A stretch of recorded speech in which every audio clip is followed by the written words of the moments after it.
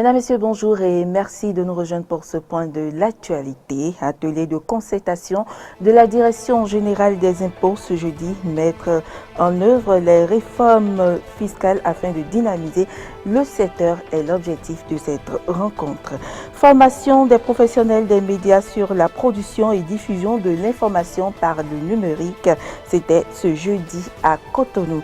Et puis en France, les 12 millions d'élèves des écoles et lycées ont pris une dernière fois ce vendredi les chemins des classes, fermeture pour 4 semaines des établissements scolaires.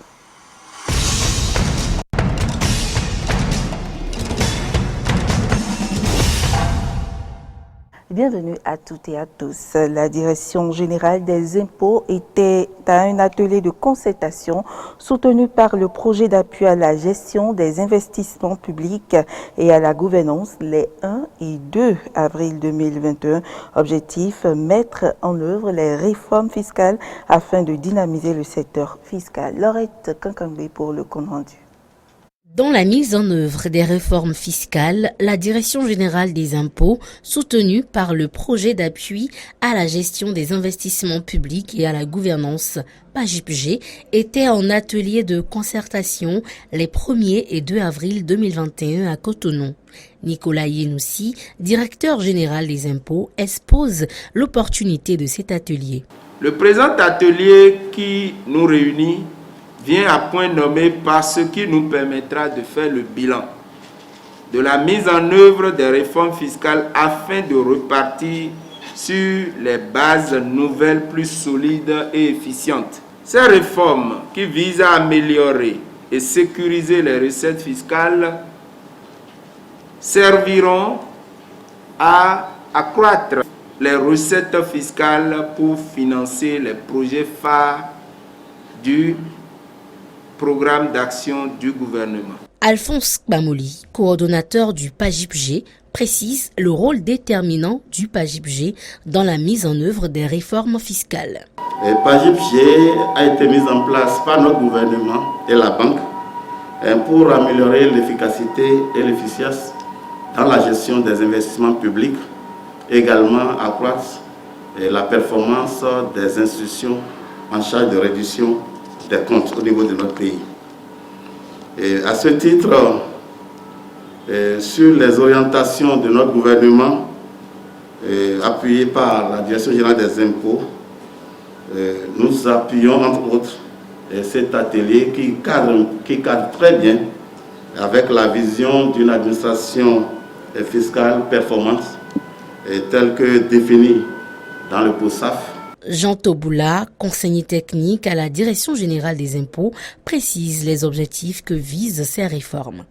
Les réformes envisagées visent, entre autres, la satisfaction du contribuable client, renforcer la confiance des contribuables vis-à-vis de l'administration fiscale, dématérialiser les procédures et les moyens de paiement, renforcer le civisme fiscal, élargir l'assiette fiscale en vue de limiter la charge fiscale sur les entreprises formelles, etc.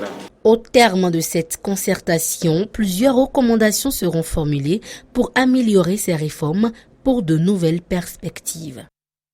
Et d'un atelier à un autre, ouverture à l'Infosec de Cotonou de l'atelier de formation des professionnels des médias ce jeudi 1er avril 2021. Thème retenu, production et diffusion de l'information par le numérique. Une thématique qui vise à améliorer la qualité des productions en cette période électorale au Bénin. Carole Olaye, Denis Marouya. Une presse au service du développement de la nation malgré les grands changements qu'impose désormais l'avènement du numérique passe par des productions pertinentes et maîtrisées avant leur publication. Ce sont là des compétences qui ne s'inventent pas mais qui s'acquièrent. C'est donc pour renforcer les capacités des hommes des médias dans ce sens que se tient cet atelier de formation qui s'appesantit sur la production et la diffusion de l'information par le numérique. Une initiative qui vise à orienter les journalistes aux fins d'éviter d'éventuelles dérives qui pourront s'avérer fatales au maintien de la cohésion sociale. Pour qu'on ne parle pas en désordre et qu'on se met à se plaindre après, de la rigueur de la loi, qu'il est absolument nécessaire que vous, professionnels des médias, vous contribuez à jouer votre partition tout à fait importante. Parce qu'actuellement, tout se passe comme si le numérique était un espace sans foi ni loi, ce qui n'est malheureusement pas le cas. L'atelier de ce matin vise donc à vous aider, une fois encore, à vous approprier les règles qui gouvernent la production et la diffusion des contenus sur ces canaux, surtout en ce moment sensible de campagne pour l'élection présidentielle.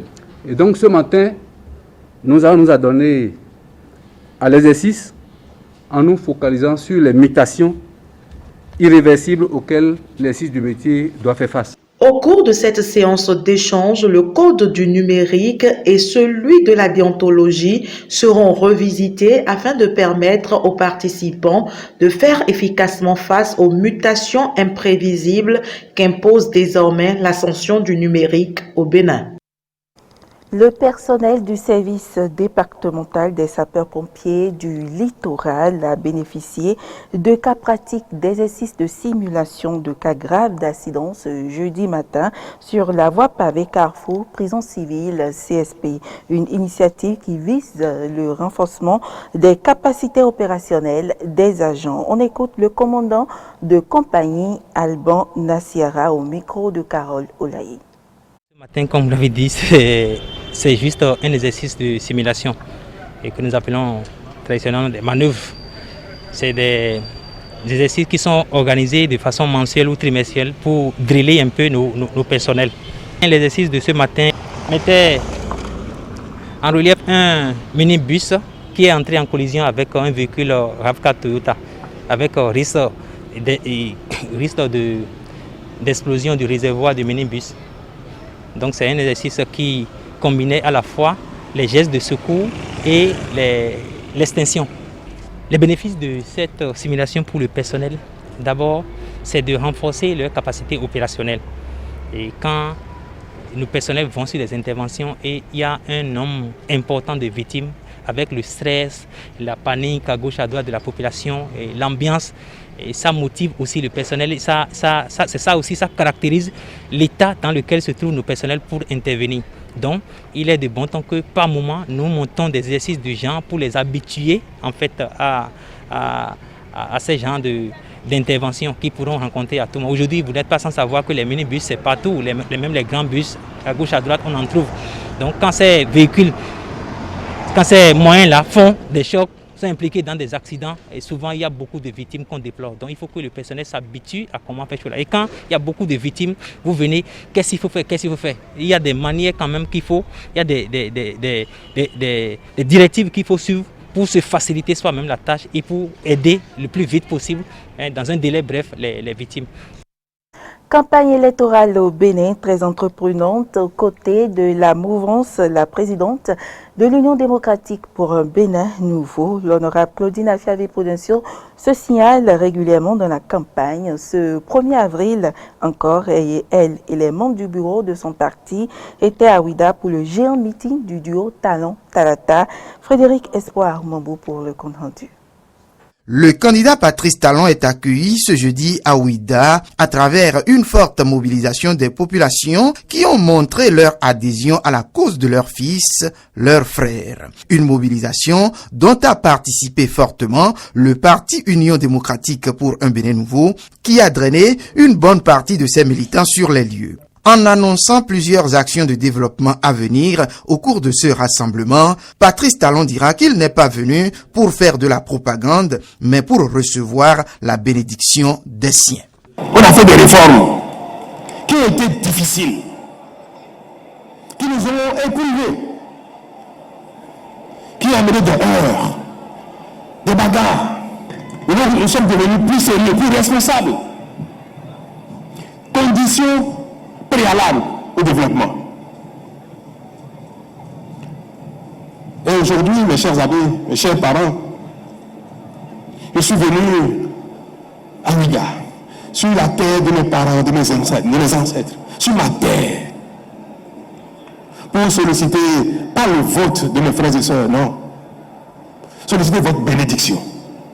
Parce que ce qui reste à faire, qui n'est pas plus difficile que ce que nous avons fait, mais qui requiert beaucoup plus d'attention, de sérieux encore. Plusieurs membres du bureau politique de l'Union démocratique pour un Bénin nouveau étaient aux premières loges de ce meeting politique. Une délégation conduite par la présidente du parti qui nous livre ses impressions sur l'adresse de son candidat. Il a amorcé le développement dans notre pays et il va continuer. Donc la dynamique doit continuer. Voilà, il est le seul président qui a pris comme colistière une femme. Les femmes sont nombreuses. Donc toutes les femmes sortiront massivement pour aller voter le duo Patrice Guillaume Athanas Talon. Un homme qui tient la parole. Quand il dit, il le fait. Donc il le fera, ça, il n'y a rien à faire. Il va développer davantage Ouidah. Il a parlé du tourisme. J'ai été ministre du tourisme et je sais de quoi il a parlé. Donc, le développement est amorcé comme ça. Patrice Talon aura les 98,5%. Ça, c'est clair. Claudine Prudencio entend tout mettre en œuvre pour mobiliser le dernier citoyen votant au profit du duo Talon Talata afin que le développement enclenché pour le Bénin ne s'arrête en de si bons chemins. Et nous, à l'UDBN, nous passons au pays fait la campagne. Nous passons déjà de maison en maison. Notre campagne de proximité est à pied d'œuvre. Nous passons partout pour parler du duo Patrice Talon. Voilà. Et comme pour montrer qu'il est satisfait du travail des responsables de l'UDBN, Patrice Talon, avant de prendre congé de la population de Ouidah, s'est attardé à échanger à travers des gestuels avec la présidente de l'UDBN. Et avant Ouidah, le duo Talon Talata était dans le mono. Ils étaient à Lokossa et Komé pour convaincre les populations de voter pour eux le 11 avril prochain. Moriagua pour le compte rendu. Pendant les 5 années à venir, quand on viendra à Lokossa, on va se croire à Petit Paris. C'est l'une des promesses du candidat Patrice Talon à Lokossa qui estime qu'il n'était pas nécessaire de venir y faire la campagne. Je suis honoré. Je me sens plus que chez moi ici à Lokossa. Je sais qu'il n'était pas nécessaire de venir faire la campagne ici à Lokossa. Qui peut battre Talon Talanta à Lokossa? Personne. Non, je suis venu demander la bénédiction. Ainsi, le duo Talon Talata a obtenu la bénédiction de la population de Lokossa et le président Patrice Talon a dévoilé ses ambitions pour la capitale du Mono. Lokossa sera totalement assaini, tout au moins le centre-ville, assaini. Le bitume et les pavés ne seront plus une exception. Ici à Lokossa, la capitale du Mono. Et puis, mes chers amis, dans une capitale, il faut le siège du gouvernement. Les services de l'État déconcentrés, les ministères qui sont représentés dans tous les départements. Est-ce que Lokossa a sa cité départementale pour montrer que nous sommes vraiment dans une capitale départementale? Lokossa aura sa cité départementale administrative. Le duo Talon Talata était également à Komé où il a été accueilli par une foule en liesse. Sur place, certains citoyens ont lancé des appels aux populations. Nous savons que le président Talon a fait des choses pour Komé. Et le quinquennat à venir, il a de grands projets pour Komé. Nous ne pouvons que le soutenir pour aller dans le sens du développement. L'appel à toutes les filles, à tous les fils de Komé, de la commune de Komé du Mono, c'est de sortir massivement pour voter.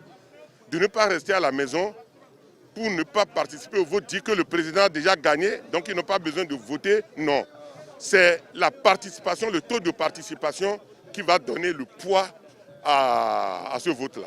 Pour une première fois, une femme est au sommet pour pouvoir défendre les autres femmes. C'est pour ça que nous femmes, nous sommes vraiment engagées et mobilisées pour que le 11 avril au soir, le chaos soit une réalité. Le 11 avril, une date pour nous où la population de Komé va finaliser la fête qui a commencé dès maintenant parce que le chaos sera retentissant à Komé et nous travaillons pour ça en tant que coordonnateur de notre parti UP à Komé. Donc tous les jours on se mobilise pour que le 11 avril soit le premier et le deuxième tour en même temps parce que c'est un tour chaotique.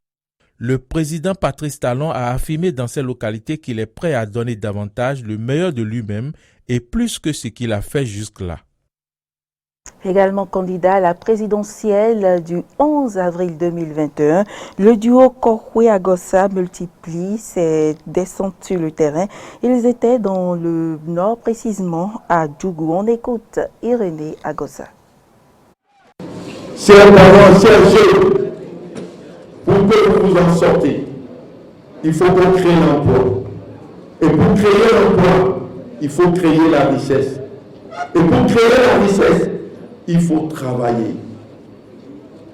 Et pour que nous créions l'emploi, nous vous proposons 2 choses. Les jeunes, nous allons rattraper notre retard numérique. Le Bénin, comme tout pays sous-développé, a accusé un grand retard numérique. Nous devons rattraper ce retard numérique en recrutant systématiquement tous ceux qui ont le bac, en faisant d'eux des techniciens supérieurs en numérique sur une formation accélérée de 6 à 8 mois. Nous allons pouvoir recruter ceux qui ont les bacs plus 3 et faire d'eux des ingénieurs numériques sur une formation accélérée. Nous allons recruter dans le cadre de la modernisation de la fonction publique, alors 15 000 jeunes qui sont déjà en chômage. Nous allons le faire pour permettre à l'administration d'être moderne. Deuxième action vers la jeunesse, ça serait le emploi, l'entrepreneuriat.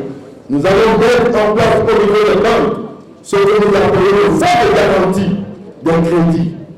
On va vous mettre en place les lignes de crédit pour vous permettre de mener vos activités sans avoir un franc de capital. Et ces lignes de crédit auront pour avantage 0 franc d'intérêt pour que vous puissiez mieux avancer la société et la confiance. Pour voter en République du Bénin, il fallait présenter sa carte d'électeur dans les bureaux de vote, mais de nouvelles pièces d'identification des électeurs sont autorisées par le nouveau code électoral le 14 novembre 2019. Sur cette base, le ministre de l'Intérieur, par un arrêté, a défini les documents d'identité. Ce sont entre autres la carte de la liste électorale permanente informatisée l'EPI, la carte nationale d'identité, la carte d'identité biométrique au nom de la communauté économique des États de l'Afrique de l'Ouest, CEDEAO, le passeport, le permis de conduire, la carte d'identité professionnelle pour les personnels en uniforme, le livret de pension civile ou militaire comportant la photographie du titulaire et puis le certificat d'identification personnelle. Et pour le vote du 11 avril prochain, en plus des pièces citées, les cartes d'identité scolaire et cartes d'étudiants sont également autorisées. Dans l'affaire d'arrestation de la candidate du parti de l'opposition, les démocrates, Rekia Madougou, le ministre Modeste Kérékou, avait fait une sortie médiatique au cours de laquelle il a montré à la face du monde des messages à lui envoyés par Rekia Madougou. La candidate recalée du parti Les démocrates reconnaît avoir par inadvertance envoyé des messages à Modeste Kérékou, mais les 10 messages étaient destinés à Moïse Kérékou, selon une publication du quotidien Matin Libre en date du 1er avril 2022. Elle aurait regretté et précisé que ces messages n'ont rien à voir avec un complot quelconque. Hors du continent présent en France, les 12 millions d'élèves et écoliers et des lycées ont pris une dernière fois ce vendredi les chemins des classes. Fermeture pour 4 semaines des établissements scolaires, principale mesure de freinage décidée ce mercredi par Emmanuel Macron pour tenter d'endiguer l'épidémie du coronavirus. Jour de classe ce vendredi avant la fermeture des écoles, collèges et lycées. Après les annonces d'Emmanuel Macron mercredi soir, il faudra alors patienter 4 semaines pour les élèves avant de regagner leur classe. Une fermeture des écoles souhaitée et attendue pour certains Français. Effectivement, les foyers dans les écoles, ça va très vite et ça peut se démultiplier à une vitesse énorme. Donc de toute façon, il faut essayer. Après, sincèrement, je pense que au point où on en est venu, il faudrait peut-être arriver à faire un confinement total pendant des semaines et des semaines pour éradiquer en fait ce virus qui est en train de nous pourrir la vie. J'en peux plus. Sérieusement, déjà, je suis étudiante, du coup on en a marre. Et en plus de ça, là, on peut même plus travailler, on n'a pas de vacances, on n'a rien. Là, j'en peux plus. Il faut quand même protéger les jeunes et protéger les plus anciens, à qui on ne pense pas vraiment. Pour l'Union nationale des syndicats autonomes, la fermeture des établissements scolaires était indispensable, à condition toutefois de lancer un plan de vaccination pour les enseignants. La dégradation rapide de ces derniers jours et de ces dernières semaines rendait le système, on va dire, hors contrôle de fonctionnement normal. Donc c'était des mesures qui étaient attendues et qui sont des mesures qui sont satisfaisantes. Après, il y a un horizon qui est posé. La difficulté d'approvisionnement en doses donne peu de lisibilité. Néanmoins, le gouvernement doit se mettre en capacité de prévoir un plan programmé de vaccination pour les personnels pour arriver en fait dans les meilleures conditions pour que les écoles et les établissements rouvrent le plus rapidement possible et dans les meilleures conditions. Un troisième confinement national, une fois de plus allégé, des déplacements interrégionaux proscrits, un couvre-feu à 19h maintenu et une fermeture des écoles pour 4 semaines. Les Français vont devoir une fois de plus s'adapter aux mesures annoncées par le chef de l'État. Dans les rues de la capitale, l'annonce de ces nouvelles restrictions ne semble pas surprendre les Franciliens. Oui, je pense que de toute façon c'était nécessaire pour qu'on puisse avancer plus vite et puis il y avait des mesures à prendre pour que ça soit plus restrictif. Moi je pense que c'est pas assez, il faudrait être plus ferme et fermer d'une fois pour toutes. Mais ça on aurait dû le faire quand il faisait moins beau parce que là ça devient beaucoup plus difficile de rester à la maison. Pour cette fois-ci, je suis assez d'accord, je suis même totalement d'accord, c'est ce que j'aurais fait. Je ne suis pas président de la République, mais je pense que c'est exactement ce que j'aurais fait. Et là, cette fois-ci, c'est très bien. Je pense que ça a été fait un peu trop tard. Après, s'il faut en passer par là, j'ai envie de dire oui, pourquoi pas. Moi, j'aurais été plus pour un confinement un peu plus strict, déjà il y a 1 mois ou 2. Les mesures annoncées prendront effet ce samedi soir et ce pour 4 semaines. De quoi laisser du temps et un répit au gouvernement qui mise plus que jamais sur une arrivée massive de vaccins pour retrouver peut-être un semblant de vie normale. Ce sera tout pour cette édition. Merci pour l'attention et à très bientôt.